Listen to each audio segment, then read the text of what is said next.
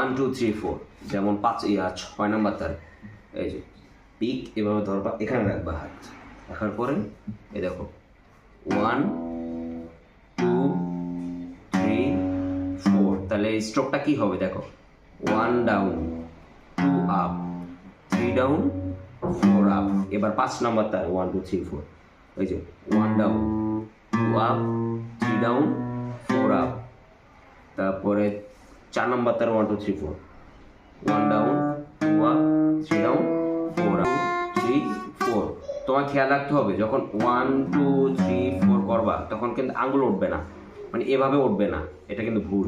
এই যে দেখো 1 2 3 4, যখন উল্টা করবা 4 3 2 1 করবা তখন আঙ্গুলগুলো উঠবে। এই যে 1 2 3 4 উল্টা করে 4